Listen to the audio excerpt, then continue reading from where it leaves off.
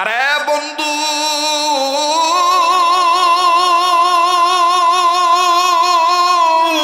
এই কোরআনুল কারীমের পক্ষে থাকলে, কোরআনুল কারীমের পক্ষে আসলে, কোরআনুল কারীমের দিকে আগা আসলে, শিক্ষার দিকে, দীক্ষার দিকে আগা আসলে আল্লাহ রাব্বুল আমিন আপনার আমার দাম বাড়ায় দিবেন।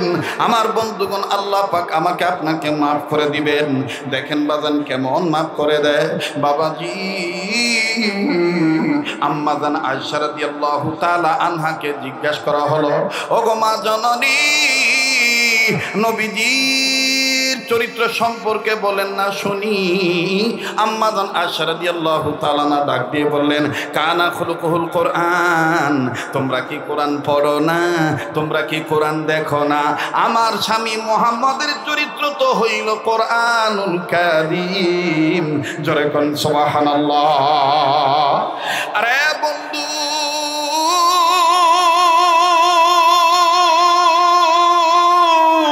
ওই সাহিবুল কোরআন বিশ্বনবী, নবী আর রহমা, নবীজিকে যদি আমি আপনি মেনে নেই, নবীকে যদি আমি আপনি ভালোবাসি, আমার আপনার যদি কোনো ভুলও থাকে, আল্লাহ রাব্বুল আলামিন নবীজিকে উসিলা করে আমাকে আপনাকে মাফ করে জান্নাত দিয়ে দিতে পারে।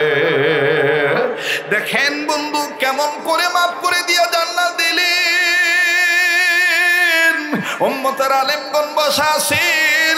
আরে শ্রীপুর এই কেওয়া বাজার এলাকার বাপ্পাইরা, আমার পূর্ব পরিচিত এলাকার বাসিন্দারা, মহাব্বতের ভাইরা, দিলটা নরম করে দিবেন। এক ফোঁটা চোখের পানি হাকিকতান দেখেন ফালাইতে পারেন কিনা। কান্না না আসলো কান্নার ভান ধরবেন। বাদানো কান্নার অভিনয় করলে আল্লাহ মাফ করিয়া দিবেন। জীবনের শেষ বয়ান মনে করে বয়ান করছি। মুহতারাম হাজিরিন, যুদ্ধ শেষ হয়ে গেল। আল্লাহ নবী সাল্লাল্লাহু আলাইহি সাল্লাম ডাক দিয়ে বলেন, সাহাবীরা রে, যারা ধর্মকে প্রতিষ্ঠিত করার জন্য শরীয়তের বিধানকে প্রাধান্য দিয়া যারা নিজের জীবনকে আল্লাহর জন্য উৎসর্গ করে দিল, যারা আমি নবীর প্রেমে জীবন দিল, আমি নবীজি বলিয়া দিলাম, তাদের লাশ খুঁজে খুঁজে বের করো। তারা তাদেরকে বিনা গোসলে কবর দিয়ে দাও, রক্ত মাখা কাপড় নিয়ে মাটি দিয়ে দাও। সাহাবায়ে কেরাম ওইভাবে বাজান প্রস্তুত হয়ে গেলেন। এবার শহীদ সাহাবীদের লাশ খুঁজে খুঁজে বের করা হলো।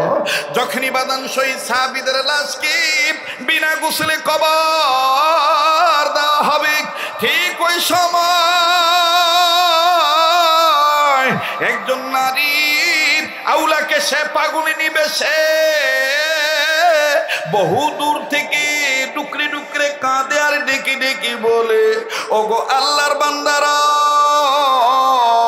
আমি আমার নবীজির সাথে আমার স্বামীর ব্যাপারে একটু গোপন আলাপ করতে চাই। তোমরা শুনিয়ে নাও, শুনিয়া নাও। যারা শহীদ হয়েছে সবাইকে বিনা গোসলে কবর দাও, কিন্তু আমার স্বামীর বিনা গোসলে কবর দিও না। কোন কারণে বিনা গোসলে কবর দিবা না? এই কারণটা আমি আমার নবীজির সাথে গোপনে বলবো, নবীজিকে গোপন ভাবে বলবো। আল্লাহর নবী সাহাবীরা ডাক দিয়ে বললেন, ঠিক আছে, আগে বলো তোমার স্বামীর পরিচয় কি? এবার এই সাহাবীরা বলার পর এই মা জননী চিৎকার দিয়ে ডেকে ডেকে বলে, আমার স্বামীর নাম হানজালা। আমার স্বামী, আল্লাহু আকবার, আমার স্বামী নবীজির একজন আছে। স্বামীকে কেন বিনা গোসলে কবর দেওয়া যাবে না তোমাদেরকে মুক্তি বলবো না। আল্লাহর হাবিব সাল্লাল্লাহু আলাইহি সাল্লামের কাছে যেভাবেই হোক খবর পৌঁছে গেল। আল্লাহ নবী ডাক দিয়ে বললেন, মা তুমি বলো কোন কারণে তোমার স্বামী হানজালাকে বিনা গোসলে কবর দেওয়া যাবে না? মা জননী কান্দার ডাক দিয়ে বললেন, নবী গো, আমার স্বামী হানজালা ছিল না পাক, ফরজ গোসল করার জন্য পানির কাছে গিয়েছে। কে জানি ডাক দিয়ে বলছে, আপনি নবী দুনিয়া নাই।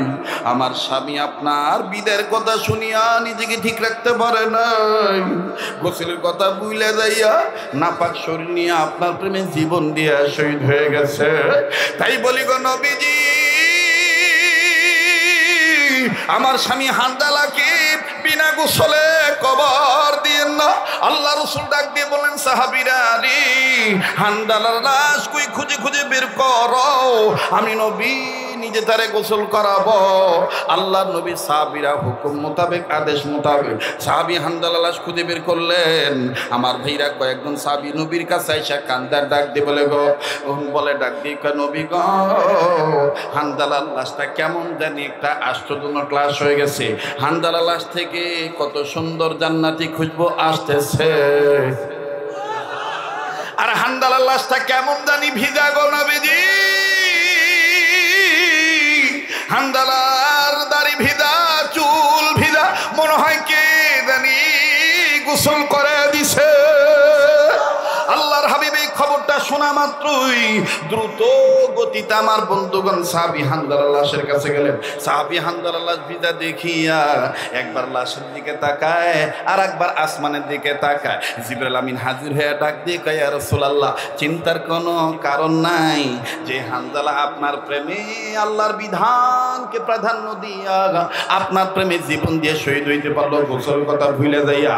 আল্লাহ পাক তার ওই বান্দা হানজালা, আপনার ওই প্রেমিক আশিকে রাসূল হানজালাকে, হানজালার লাশ আমার আল্লাহ আসমানের উপরে উঠাইয়া জান্নাতের পানি দিয়া গোসল করে আপনার কাছে পাঠিয়ে দিছে। আরে বন্ধু, তাই আর লম্বা করতে চাই না, এখানে অনেক নবীজির অনেক আজকে রাসূলগণ আছেন, আলেমদের মহাব্বতের বন্ধুরা আছেন, কোরআনকে ভালোবাসেন, আমি সবাই বিশ্বাস করি।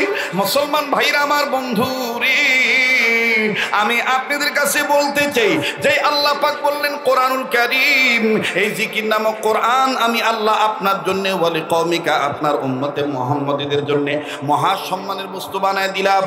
ওই কোরআনুল কারীমকে কারা কারা মহব্বত করেন একটু দুই হাত তুলে দেখান তো দেখি। আমার ভাইরা, আমার বন্ধুরা, হাত নামান। আমরা আজকে প্রমাণ করে দেব আমরা জিলাপির আশিক না, আমরা আউল বাউল গান গাওয়ার আশিক না, আমরা নবীজির সঠিক আশিক রাসূল হতে চাই। আল্লাহ এবং আল্লাহ রাসূলকে পাওয়ার জন্য যে রাস্তাটা সহজ হয়ে যায়, এর চাইতে বড় নিয়ামত আর কিছুই হতে পারে না। হযরত মাওলানা শামসুল হক ফরিদপুরি রহমতুল্লাহি আলাইহি বলছেন, লেখছেন যে তুমি দুনিয়া সব পেয়েছো কিন্তু আল্লাহকে পাও নাই, কিচ্ছু পাও নাই। তুমি দুনিয়ার কিচ্ছু পাও নাই কিন্তু আল্লাহকে পেয়েছো, তুমি সব পাইছো। আর আল্লাহওয়ালা হইতে গেলে অতি সহজেই আল্লাহওয়ালা হওয়া যায়, বরঞ্চ আল্লাহ থেকে মুখ ফিরে নেওয়াটাই মুমিনদের জন্য বড় কঠিন, ঠিক কিনা বলেন?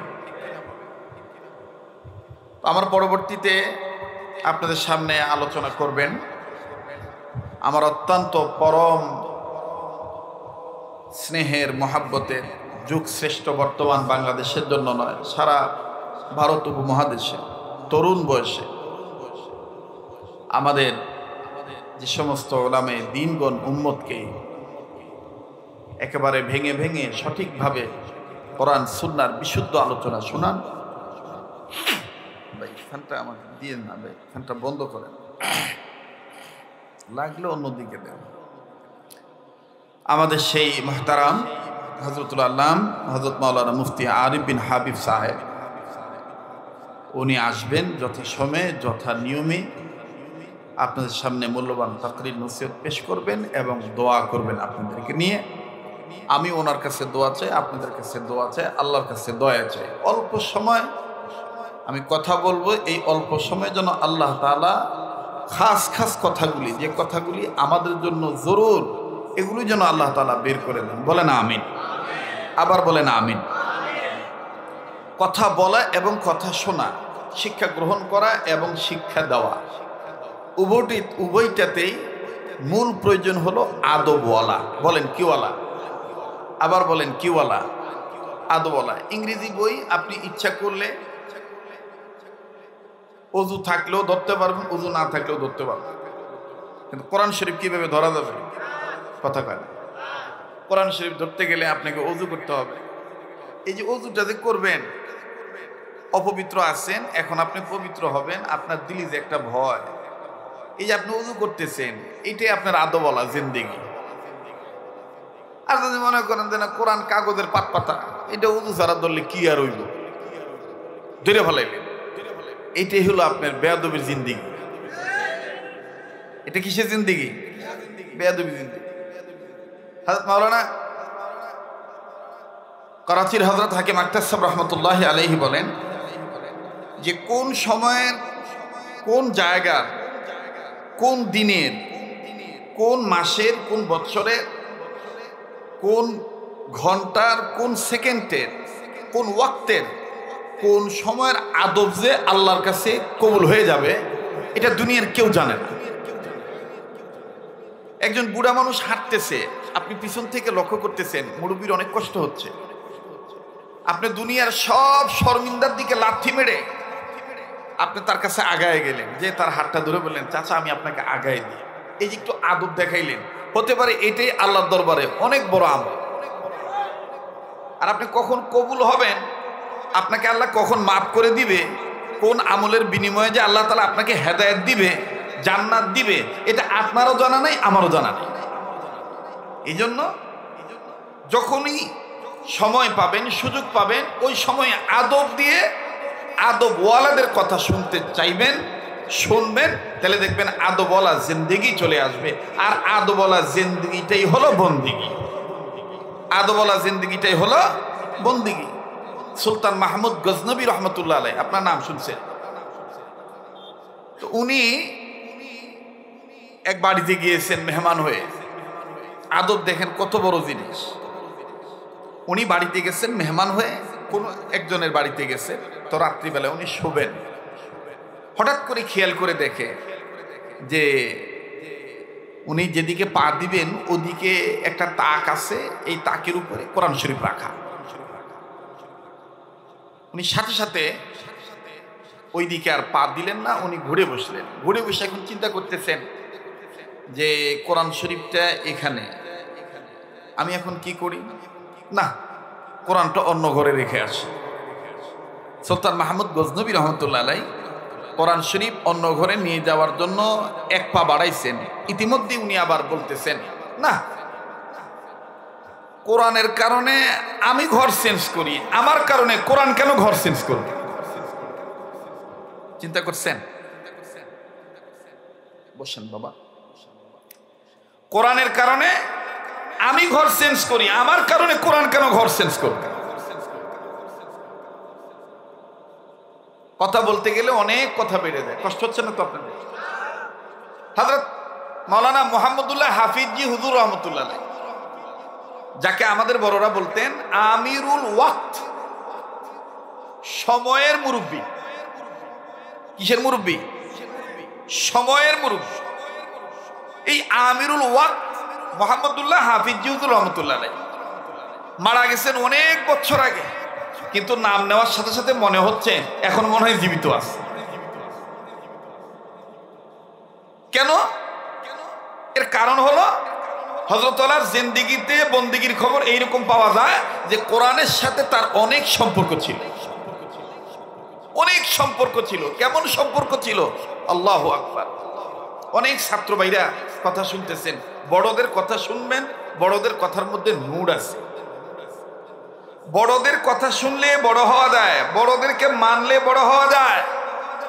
কণ্ঠ দিয়ে, সুর দিয়ে, চেহারা দিয়ে, স্বাস্থ্য দিয়ে, যুক্তি দিয়ে, তর্ক দিয়ে, এগুলো দিয়ে বড় হওয়া যায় না। বড় হইতে গেলে বড়দের দোয়া লাগে। হযরত মুহাম্মদুল্লাহ হাফিজি হুজুর রহমতুল্লাহি আলাইহি উনি দেখেন নিজেকে কেমন করে আল্লাহর জন্য নিজেকে বিলিয়ে দিছেন। শুনতেছেন বন্ধুরা? হযরত মুহাম্মদুল্লাহ হাফিজ হুজুর রহমতুল্লাহ আলাইহি দাওয়াতে গেছেন, কোন এক দাওয়াতে গেছেন, ইস্তেনজার জরুরত 1 নম্বর সারবেন, পেশাব করতে বসছেন। হঠাৎ করে নজর করে দেখে পেশাবের জায়গায় কিছু ভাত পড়ে আছে। কি পড়ে আছে বলেন? বলেন, আবার বলেন, আরেকবার বলেন। ভাত পড়ে আছে। খাইতো আমরা নাকি? হযরত মুহাম্মদুল্লাহ হাফিজ হুজুর পেশাব করলেন না, বাম হাতের কাপড় গুছাইয়া উনি সুন্দর করে একটা একটা করে ভাত ওই পেশাবের জায়গা থেকে তুললেন। তো খাদেমরা মনে করছে হুজুর মনে ভাত অন্য জায়গায় ফালাই দিবে, কিন্তু খাদেমরা নজর করে দেখলেন হযরত মুহাম্মদুল্লাহ হাফিজ হুজুর একবার না, ওই ভাতগুলিকে 14 বার ধৌত করলেন। ধুয়ে উনি পকেট থেকে রুমাল বের করে পকেটে রুমালে রেখে দিলেন। যখন খানার সময় আসলো, বাড়িওয়ালা যখন দস্তরখানা বিছাইলেন, তখন উনি পকেট থেকে ওই রুমাল বের করলেন। বের করে বলতেছেন, ভাই আমার মেহনতের খানাটা আগে আমাকে খাইতে দাও। উনি সে ভাতগুলি খেয়ে ফেললেন। আর আজকে আমাদের অনেক মাদ্রাসায় দেখা যায়, অনেক মসজিদের ওযুখানা ড্রেনে দেখা যায় ভাত পড়ে আছে। আপনাদেরকে বলছি না, আমি দেখেছি অনেক জায়গায় ভাত পড়ে আছে। এই ভাতের উপর কপ ফালাইতেছে, দুনিয়ার আবর্জনা ফালাইতেছে। তাম দুনিয়া মিলিয়া, সব বৈজ্ঞানিকদেরকে মিলে একটা ভাত আপনি তৈরি করে দেখান তো দেখি। আমার ভাইরা, হযরত মুহাম্মদুল্লাহ হাফিজ হুজুর রহমাতুল্লাহ আলাইহি সে খানাগুলি খেয়ে ফেললেন, সে ভাত খেয়ে ফেললেন। এখানেই শেষ নয়, হযরত মুহাম্মদুল্লাহ হাফিজ হুজুর রহমাতুল্লাহ আলাইহি জীবনীতে পাওয়া যায় হযরত হাফিজ হুজুর এত বেশি জিকির করতেন, এত বেশি জিকির করতেন। হযরত মুহাম্মদুল্লাহ হাফিজ হুজুর রহমাতুল্লাহি আলাইহি উনি জিকির করতে করতে করতে করতে করতে করতে ওনার জবানটাকে জিকিরকারী বানায় ফেলাইছে। এজন্য আমাদের বড়রা বলে যে জবানকে জাকের বানাও, দিলকে শাকের বানাও। বলেন, জবানকে কি বানাইতে হবে? জাকের বানাইতে হবে, দিলকে শাকের বানাইতে হবে। আর জিকিরকারী ব্যক্তিকে দেখলেই বোঝা যায় যে এই ব্যক্তিটা জিকিরকারী। তার চেহারার মধ্যে আলাদা একটা নূর থাকে। কথা বলেন ঠিক কিনা? আর শুকরিয়া আদায়কারী বান্দাকে দেখলেই বোঝা যায় যে এই লোকটা অল্পে তুষ্টি, কানাত আছে তার মধ্যে। এই জন্য জবানকে জাকের বানাও, দিলকে শাকের বানাও। হযরত মুহাম্মদুল্লাহ হাফিজ হুজুর রহমাতুল্লাহ আলাইহি এত বেশি জিকির করতেন, বাজারে যাইতেন, বাগুন কত কেজি, এত কেজি, আল্লাহ আল্লাহ আল্লাহ আল্লাহ। তার মানে বড়রা বলতেন যে মুহাম্মদুল্লাহ হাফিজ হুজুর যখন ঘুমাইতেন ওনার চোখ বন্ধ থাকতো, জবান খোলা থাকতো। এখানে শেষ নয়, মুহাম্মদুল্লাহ হাফিজ হুজুর রহমাতুল্লাহি আলাইহির জীবনীতে পাওয়া যায় যে হযরত বাথরুমে যাচ্ছেন, বাথরুমে যাওয়ার আগে উনি সুন্দর করে কাপড় গুছাইলেন যাতে নাপাক নাজাসি না লাগে। কিন্তু মুরিদরা, খাদেমরা, সাথীরা নজর করে দেখলেন হযরত মুহাম্মদুল্লাহ হাফিজ হুজুর পাঞ্জাবি বা জুব্বা বান্দার পাশাপাশি উনি নিজের জিহ্বাটাকে বের করলেন। জিহ্বাটাকে বের করে উপরে দাঁতের আগা দিয়ে নিচের দাঁতের আগা দিয়ে শক্ত করে জিহ্বার মাথাটার মধ্যে এইভাবে কামড় দিয়ে জাতা দিয়ে বাথরুমে ঢুকলেন। লোকেরা বলতেছে ঘটনা কি? মুহাম্মদুল্লাহ হাফিজ হুজুর জিহ্বায় কামড় দিয়ে বাথরুমে ঢুকলো কেন? বাথরুম থেকে বের হইলেন, নজর করে দেখতেছেন মুহাম্মদুল্লাহ হাফিজ হুজুরের জিহ্বা কেটে রক্তের ফোঁটা গালসি বেয়ে বেয়ে পড়তেছে। জিজ্ঞাসা করতেছে সাথীরা, হযরত क्या हो गए? হুজুর কি হলো এটা? দেখলাম আপনি ভালো মানুষ গেলেন কিন্তু এইভাবে রক্ত পড়তেছে, বুঝলাম না। মুহাম্মদুল্লাহ হাফিজ হুজুর বলতেছেন আমার জিহ্বাটা বেহায়া হয়ে গেছে, আমার জিহ্বাটা বেহায়া হয়ে গেছে। এ ঘুমাইলো আল্লাহ আল্লাহ বলতে চায়, খাইতে বসলো আল্লাহ আল্লাহ বলতে চায়, বাথরুমে যাব, বাথরুমে গেলেও সে খালি আল্লাহ আল্লাহ বলতে চায়, লাফালাফি করতে চায়। আচ্ছা ভাই তোমরা বলো বাথরুমে কি আল্লাহ আল্লাহ বলা জায়েজ আছে? এই জন্য এই বেটারে আমি সাজা দিছি। বলে বেটারে কেমনে সাজা দিছেন? কয় বাথরুমে ঢোকার পরও যখন দেখি জিহ্বা আস্তে আস্তে এমনি আল্লাহ আল্লাহ বলতে চায়, তখন আমি এটা জাতা দিয়ে ধরছি। কিন্তু জাতা দিয়ে ধরার পরও দেখলাম ওই যে তোমরা দেখো না, হাফিজ হুজুর বলে ওই যে তোমরা দেখো না পশু জবে করার পরে, চামড়া খোলানোর পরও, রান আলাদা করার পরও, পা আলাদা করার পরও একটা সাইডে একটা গোস্তের টুকরা ত্রিপ ত্রিপ করে রুহ ছাড়াও লড়াচড়া করে। আমার জিহ্বাটার আগাকে আমি কামড় দিয়ে ধরলাম, কিন্তু আমার মাঝখানের জিহ্বার মাঝখানের পেটটা উপরের তালুর সাথে টাস টাস করে বাড়ি খায়, আল্লাহ আল্লাহ বলতে চায়। আমি তখন বললাম না, সব জায়গায় আবেগ দেখালে হবে না। এই জিহ্বা তোকে তো বানাইছে আল্লাহ, আল্লাহ তো তোর ক্ষেত্রে আমাদেরকে বুঝিয়ে দিয়েছে ওলি সানা ওয়া শাফাতাইন। এই জিহ্বা শুধু তুই নয়, আমি মুহাম্মদুল্লাহ হাফিজ জি যেই চোখ দিয়া দুনিয়া দুনিয়ার সব কিছু দেখি, আল্লাহ আমাকে দেখায় এই চোখটাও তো আল্লাহর দেওয়া, আলাম নাজআল লাহু আইনাইন, এটা আল্লাহর দেওয়া। আমি যে জিহ্বা নাড়িয়ে কথা বলি এটাও আল্লাহর দেওয়া, আর আমি যে কান দিয়ে শুনি এটা আমার আল্লাহর দেওয়া কান। অতএব আমি মুহাম্মদুল্লাহ হাফিজি বলতে চাই, এই বাথরুমের ভিতরে ঢুকে দিলে দিলে ইস্তেগফার করব, আল্লাহর কাছে মাপ চাইব, তোকে আমি নড়তে দেব না, যা নড়াচড়া। এই বাথরুম থেকে বের হওয়ার পরে শোনো ভাই, আমি এইভাবে নবীদের সুন্নত মেনে আমি জিহ্বাকে আটকাইলাম, কিন্তু আটকাইলে কি হবে? এত নড়াচড়া করতে চাইছে, আমিও ছাড়ি নাই। দাঁতের শক্ত আঘাতে আমার জিহ্বাটা কেটে রক্তের ফোঁটা গালসি বেয়ে বেয়ে পড়তেছে। এটা হলো আল্লাহ আল্লাহদের কথা। আমার ভাইরা, আমার বন্ধুগণ, এই জন্য এই যে কয়েকদিন পর আসতেছেন আমাদের অন্যতম একজন মুরব্বী, গোটা বিশ্বের মুরব্বী, আলেমদের সেরেতাজ হযরতুল আল্লামা মুফতি তাকি উসমানী দামাত বারাকাতুল্লাহ আলিয়া, আল্লাহ হযরতের সফরকে আমাদের বাংলাদেশের জন্য কবুল করেন, ভরপুর নিয়ামত আকারে আল্লাহ তাআলা কামিয়াবি দান করেন। আবার বলেন না আমিন। আমার বন্ধুগণ, আমার ভাইরা, ওই পাকিস্তানের একজন বক্তা, একজন মুফাসসির, একজন মুজাহিদ আমাদের বাংলাদেশে আসতেন। তখন আমি খুব ছোট ছিলাম। কষ্ট হচ্ছে নাকি আপনাদের? তো বিভিন্ন জায়গায় সিরাত মাহফিল হইতো। ছাত্র জামানায় হযরত উর্দুতে বয়ান করতেন, সবসময় হযরত উর্দুতে বয়ান করতেন, আবার মাঝে মধ্যে বাংলাও বলতেন। তো ওনার নাম হইল সৈয়দ শাহ আব্দুল মজিদ নদীম রহমতুল্লাহি আলাইহি। আব্দুল মজিদ নদীম রহমতুল্লাহি আলাইহি একদিন এক সিরাত সম্মেলনে হযরত হাকিমুল উম্মত আশরাফ আলী থানভী রহমতুল্লাহর কথা বলতে যাইয়া মুহাম্মদুল্লাহ হাফিজ যুগের কথা, আমি তখন ছাত্র জীবনে এটা শুনছিলাম, ওই সুরে, ওনার সুরে উনি বলছিলেন। এখন ওই রকম আমি বলতে পারবো না জানি না, তখন উনি এই সুর দিয়ে বলতেন, এ बंगाली भाइयों मैं क्या बात कहते हैं, मेरे बात खूब ख्याल कर सुन और मौत तक याद रख, सारे बंगला आमिद मोहम्मदुल्लाह हाफिज जी जिस आदमी का नाम है उस आदमी मोहम्मदुल्लाह हाफिज नहीं, उस आदमी सारे बंगला के लिए अशरफ अली थानवी है। उन्हीं बोलते नहीं भाव সুর দিয়ে চমৎকার ভাবে বলতেন, মুহাম্মদুল্লাহ হাফিজ জি না, সে আশরাফ আলী থানভী। আবার আশরাফ আলী থানভী কি যারা বুঝাইতেন, তিনারা বলতেন আশরাফ আলী থানভী না, তিনি হাজী আমদাদুল্লাহ মুহাজির মক্কি। আবার হাজী আমদাদুল্লাহ মুহাজির মক্কি রহমতুল্লাহ আলাইহি যারা বুঝাইতেন, তারা বলতেন হাজী আমদাদুল্লাহ মুহাজির মক্কি না, তিনি আসলে তো রূপ তার, তিনি কে? কারি মৌলভী নূর মোহাম্মদ মিয়াজি জামদানভী রহমতুল্লাহ আলাইহি।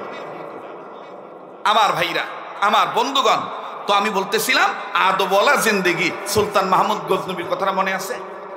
বলতেছে আমার কারণে কোরআন অন্য ঘরে যাবে নাকি, ভুলে গেছেন? না না, আমি ঘর পাল্টাই। তো উনি কি করলেন, আরামের বিছনা ত্যাগ করে কোরআন যে জায়গায় ছিলেন ওই জায়গায় সম্মানের সাথে রেখে উনি কষ্ট করে একটু উনি ঘুমাইলেন, উনি ঘুমিয়ে গেলেন।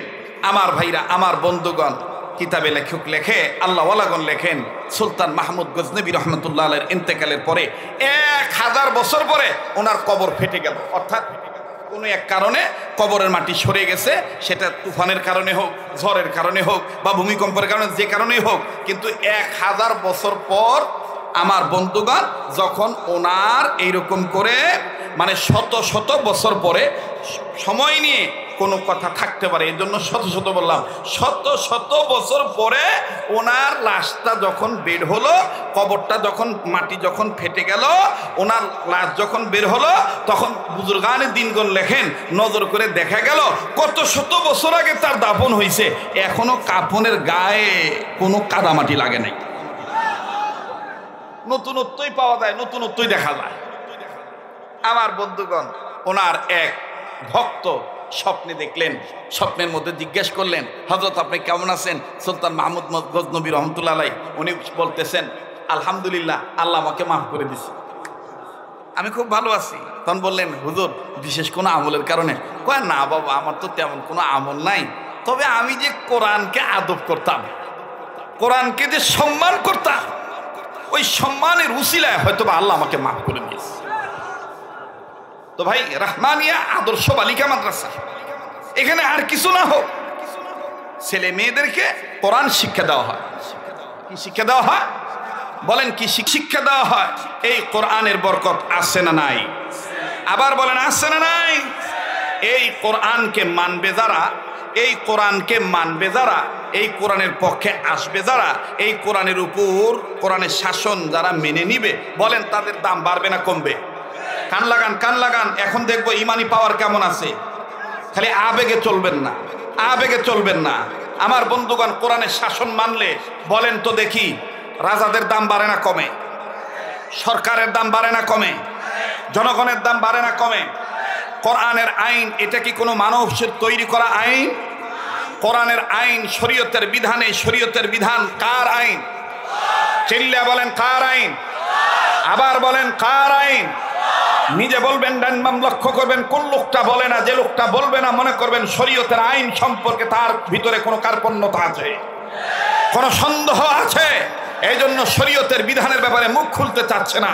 বলেন, কোরআনের আইন কার আইন? আমার বন্ধুগণ, কোন ব্যক্তি, কোন গোষ্ঠী, কোন দল যদি এই ধরনের শব্দ উন্মোচন করে, এই ধরনের ভাষা প্রকাশ করে যে শরিয়া আইন আমি মানতে চাই না, শরিয়া আইনের উপরে আমাদের বিশ্বাস নাই, আমরা পরিষ্কার করে বলতে চাই, সেটা যে রাজনৈতিক দল হোক, সেটা যে দরবার হোক, যে ব্যক্তি হোক, স্পষ্ট কথা, তিনি মুসলমান নয়, তার ঈমান নাই, তিনি বেঈমান।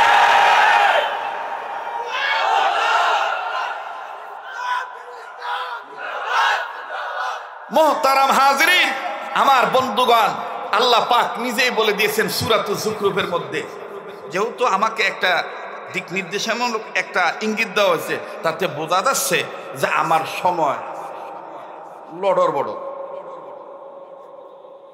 ঠিক আছে না? কষ্ট হচ্ছে আপনাদের? আমার বন্ধুগণ, আমার ভাইরা, আল্লাহ পাক বলেন, হাবিব, আমি রহমানের জিকির থেকে যারা মুখটা ফিরিয়ে নেয় তাদের জীবনের পরিচালক শয়তান। তাদের জীবনের পরিচালক কে? ওয়ামান ইয়াশু আন যিকরির রাহমানি নুকাইদ লাহু শাইতানান ফাহুয়া লাহু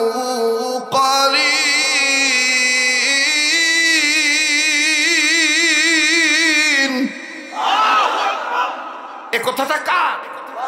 আল্লাহ বলেন, হাবিব, যারা আমি রহমানের জিকির থেকে মুখটা ফিরিয়ে নেয় তাদের জীবনের পরিচালক শয়তান।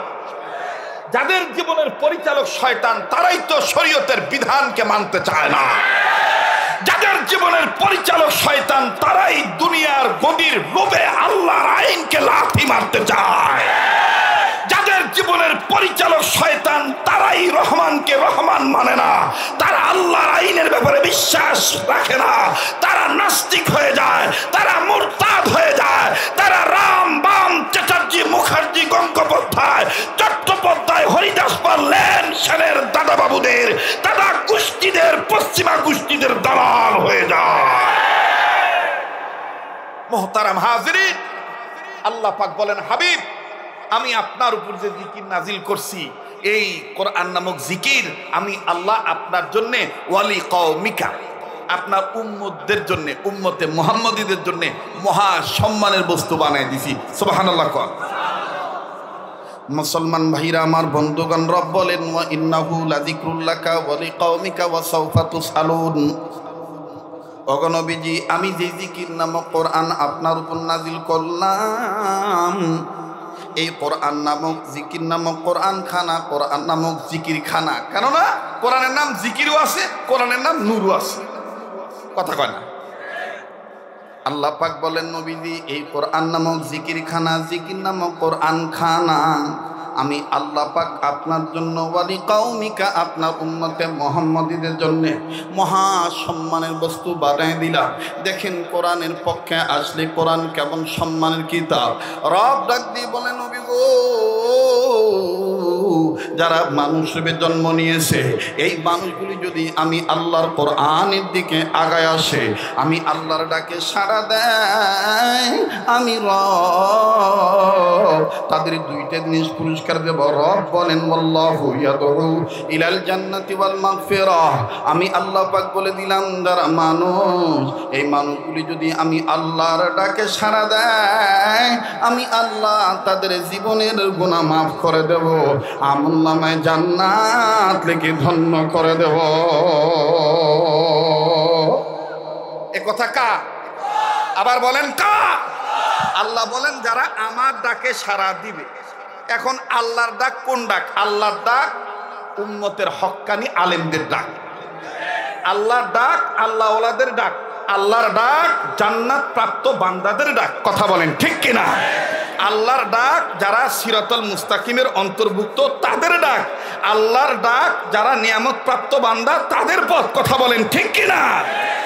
আমার বন্ধুগণ, আমার ভাইরা, এখন এই সিরাতুন নবী সাল্লাল্লাহু আলাইহি সাল্লামের চাঁদে, রবিউল আউয়ালের চাঁদে কেউ যদি নবীর জন্মকে কেন্দ্র করে নিয়ামত প্রাপ্তদের পথ বাদ দিয়ে গজবওয়ালাদের পথ বাচ্চা নেয়, বাচ্চা নিয়ে যদি দুনিয়ার আনজুটি গানজুটি হইয়া মন মতলবী গান গায়, শ্রীপুরে ইত্যার নাই। আরো আসতে কন, আরো আসতে কন। আপনি মদিনায় যাবেন ভালো কথা, মদিনায় যেতে চাচ্ছেন ভালো কথা, কিন্তু মদিনাওয়ালা তো কোনোদিন গাঞ্জা খায় নাই। এই যে কথা আসতে বলে, মদিনাওয়ালা তো কোনোদিন নাপাক থাকেন নাই, মদিনাওয়ালার কাছে তো কোনোদিন দুর্গন্ধ পাওয়া যায় নাই, মদিনাওয়ালা তো কোনোদিন অন্ধকারের নবী ছিল না। মদিনাওয়ালা এমন একজন নবী, যেই নবী অন্ধকারের মধ্যে আসছে তো আসছে, সব অন্ধকার দূরীভূত হয়ে গেছে। আর আপনি বলতেছেন আমি নবীর আশেক। হ্যাঁ, আমরাও মানি আপনি নবীর আশেক, কিন্তু আপনার আশেকের মধ্যে কিছু না কিছু মতলবের গন্ধ পাওয়া যায়। যারা কন আশেক তো ছিল আল্লামা সিরাজ রহমাতুল্লাহ আলাই। আশেক অনেক ছিলেন। কত আশেক কতভাবে বলতেন। যেমন এক আশেক মায়া করে মোহাব্বত করে বারবার আল্লাহকে বলতেন, আমি কেমনে পাব নবীজি আপনাই ওগো কামলিওয়ালা, কেমনে পাব নবীজি আপনাই। বলেন না, আমি কেমনে পাব নবীজি আপনাই ওগো কামলিওয়ালা, কেমনে পাব নবীজি আপনাই। পাইতে চাই, পাইতে চাই। তাহলে কথাগুলি শোনেন আর বলেন, আমি কেমনে মোহাব্বত করে দরদ লাগায় বলেন, আমি কেমনে পাব নবীজি আপনাই ওগো কামলিওয়ালা, কেমনে পাব নবীজি আপনাই, কেমনে পাব নবীজি আপনাই। আপওয়ালা পাক যাতে পাঠাই দিলেন দুনিয়াতে, নূরের মশাল দিল জ্বালাই সোনার মদিনায়, কেমনে পাব নবীজি আপনাই, আমি কেমনে পাব নবীজি আপনাই ওগো কামলিওয়ালা, কেমনে পাব নবীজি। মাশাআল্লাহ সাল্লাল্লাহু আলাইহি ওয়াসাল্লাম ওয়াদা করতে পারেন, হুজুর আজকের এই রহমানী আদর্শ বালিকা মাদ্রাসার মাহফিল থেকে রবিউল আউয়ালের চাঁদে ওয়াদা করতেছি, যত ব্যস্ত থাকি দৈনন্দিন জীবনে কমপক্ষে 100 বার দুরূদ শরীফ সাল্লাল্লাহু আলাইহি সাল্লাম পাঠ করব। কারা কারা তৈরি আছেন? ইনশাআল্লাহ। আল্লাহ কবুল করেন, বলেন আমিন।